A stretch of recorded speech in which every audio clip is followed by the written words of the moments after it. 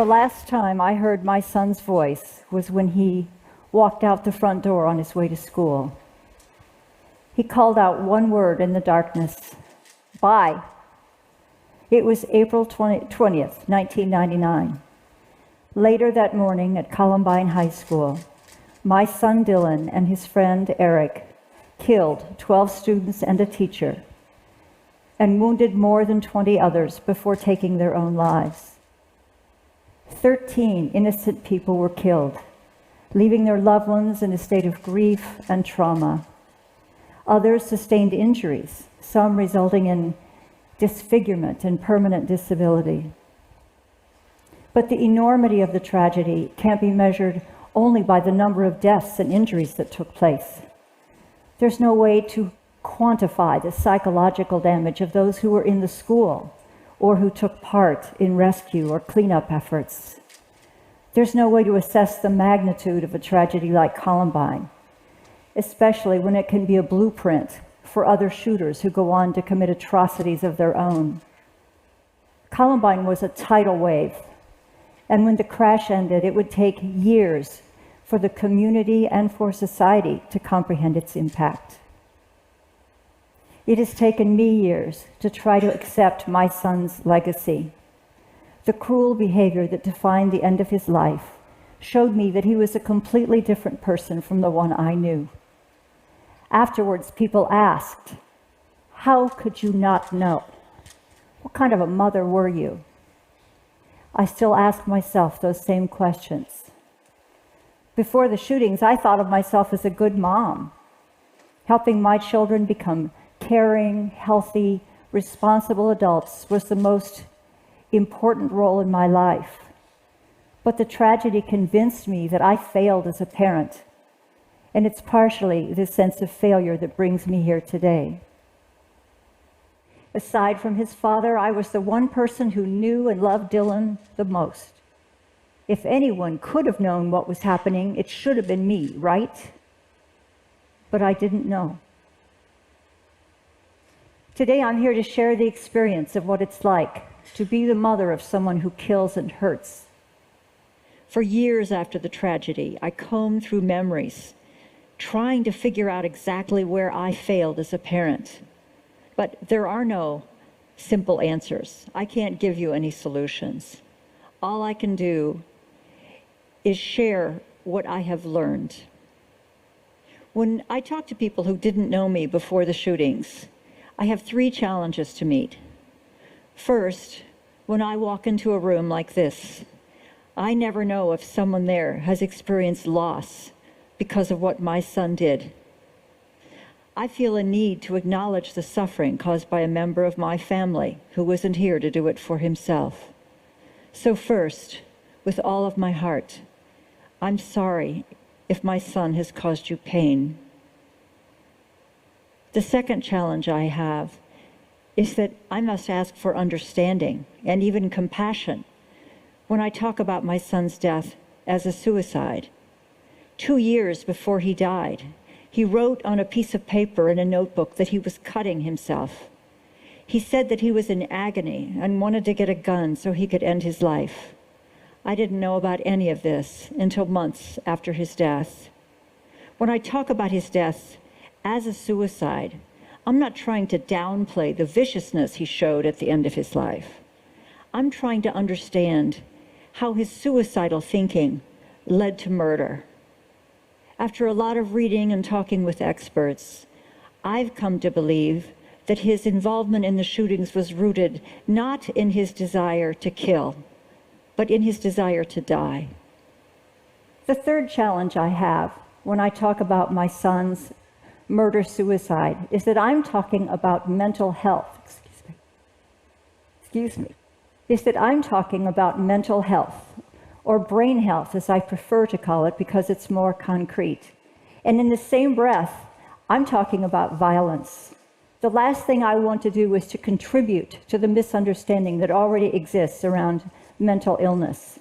Only a very small percent of those who have a mental illness are violent toward other people. But of those who die by suicide, it's estimated that about 75 to maybe more than 90% have a diagnosable mental health condition of some kind. As you all know very well, our mental health care system is not equipped to help everyone. And not everyone with destructive thoughts fits the criteria for a specific diagnosis. Many who have ongoing feelings of fear or anger or hopelessness are never assessed or treated. Too often they get our attention only if they reach a behavioral crisis. If estimates are correct, that about 1 to 2% of all suicides involves the murder of another person, when suicide rates rise, as they are rising for some populations, then murder-suicide rates will rise as well. I wanted to understand what was going on in Dylan's mind prior to his death, so I looked for answers from other survivors of suicide loss. I did research and volunteered to help with fundraising events, and whenever I could, I talked with those who had survived their own suicidal crisis or attempt. One of the most helpful conversations I had was with a coworker who overheard me talking to someone else in my office cubicle. She heard me say that Dylan could not have loved me if he could do something as horrible as he did.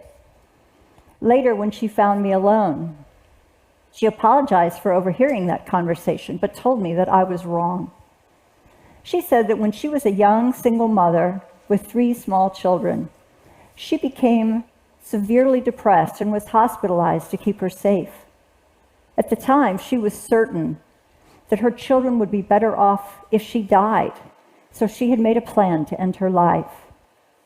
She assured me that a mother's love was the strongest bond on earth, and that she loved her children more than anything in the world. But because of her illness, she was sure that they would be better off without her. What she said, and what I've learned from others, is that we do not make the so-called decision or choice to die by suicide in the same way that we choose what car to drive or where to go on a Saturday night. When someone is in an extremely suicidal state, they are in a stage 4 medical health emergency. Their thinking is impaired and they've lost access to tools of self-governance. Even though they can make a plan and act with logic, their sense of truth is distorted by a filter of pain through which they interpret their reality. Some people can be very good at hiding this state, and they often have good reasons for doing that. Many of us have suicidal thoughts at some point, but persistent, ongoing thoughts of suicide and devising a means to die are symptoms of pathology. And like many illnesses, the condition has to be recognized and treated before a life is lost. But my son's death was not purely a suicide. It involved mass murder. I wanted to know how his suicidal thinking became homicidal. But research is sparse, and there are no simple answers. Yes, he probably had ongoing depression.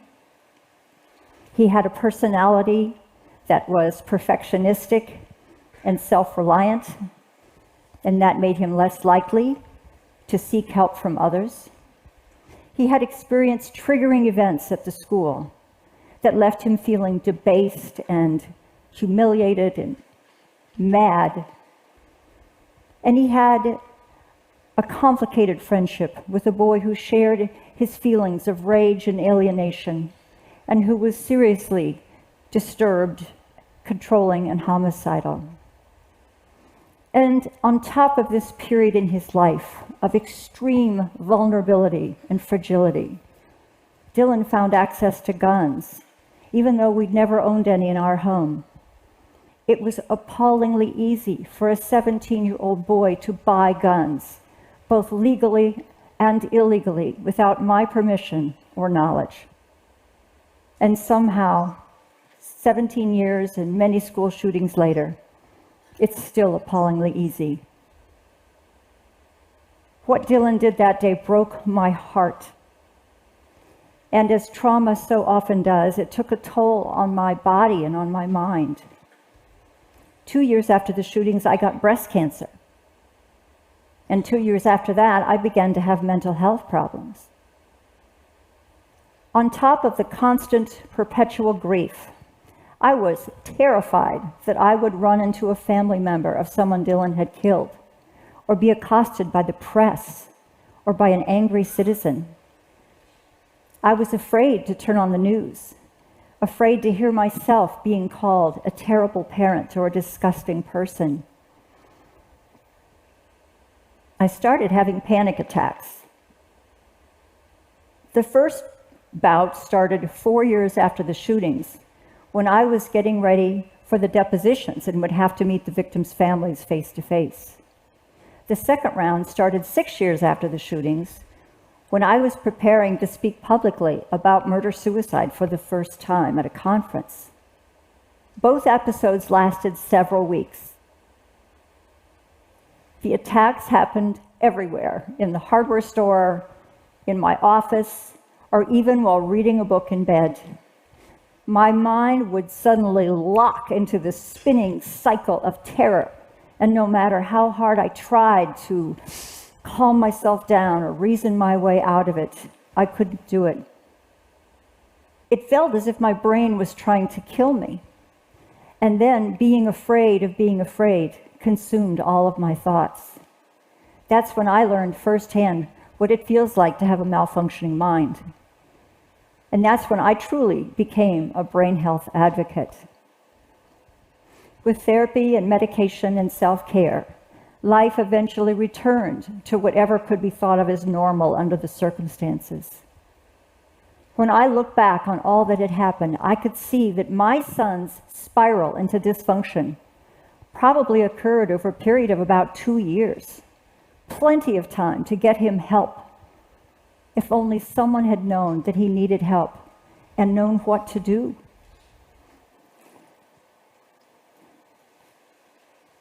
Every time someone asks me, "How could you not have known?" it feels like a punch in the gut. It carries accusation and taps into my feelings of guilt that no matter how much therapy I've had, I will never fully eradicate. But here's something I've learned. If love were enough to stop someone who was suicidal from hurting themselves, suicides would hardly ever happen.